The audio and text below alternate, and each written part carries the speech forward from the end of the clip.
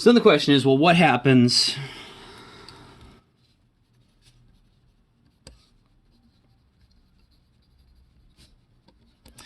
if the force isn't actually towards the center?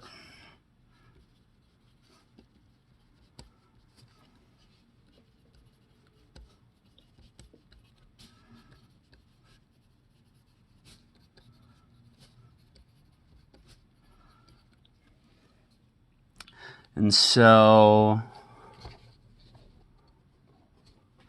we can imagine we've got our circular path here. And so let's say instead of,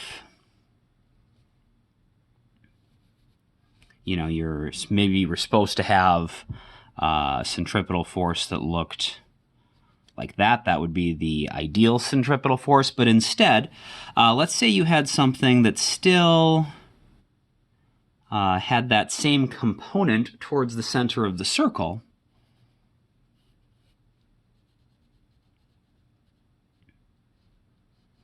But was pointing at an angle like this. Well, then you would have a little piece that is pointing that way, which I'm actually going to draw up here.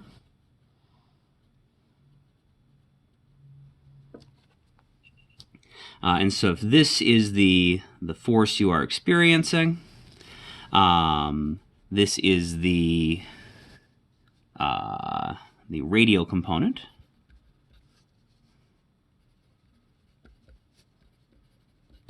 And this we call the tangential component.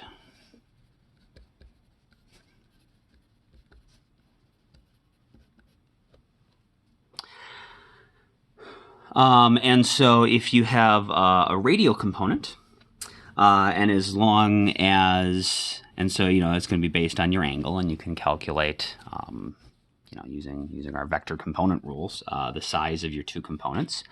If this radial component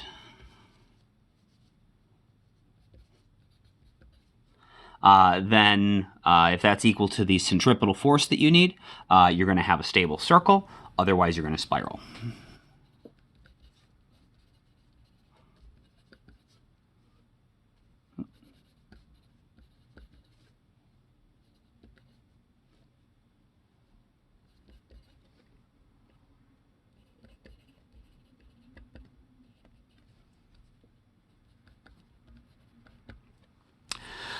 This tangential component, on the other hand, that is going to cause you to speed up as you travel along the circle. Well, I guess it depends on what direction you're going. So if it was traveling counterclockwise, this tangential component is, tangent to, the velocity of the object at this point is also tangent to the circle. And so you've got a component of your force pointing in the same direction that you're moving. And so that's going to cause the object to either speed up or slow down as it travels in the circular path.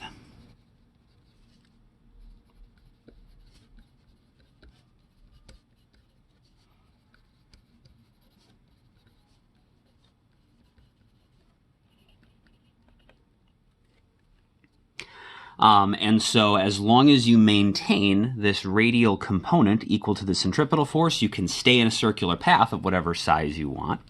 But then you can change the speed you are, so you don't need to spiral inwards or outwards to change your speed. You can stay in the stable circle and change your speed by having this tangential component of your force that is pointing either in the same direction you're rotating or the opposite direction you're rotating to speed you up or slow you down.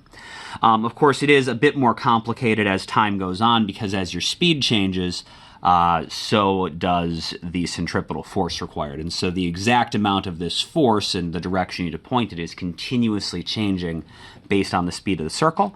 But you can design a system that dynamically is producing the correct amount of force to always make you stay in this stable circle because it's always giving you the correct radial component of your force. And it's giving you the tangential component you need to reach your desired speed or to slow down to your desired speed. So how does the tangential component of the force work?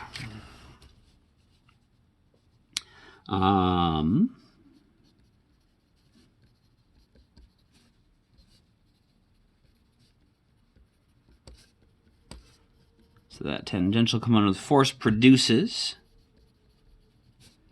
a tangential acceleration, a sub t, which is what we used back when we were originally deriving alpha. So you need the centripetal component of your force to go in a circle, and then the tangential component of your force. The centripetal force produces the centripetal acceleration that makes you go in the circle. The tangential force produces the tangential acceleration that allows you to change the speed of the circle.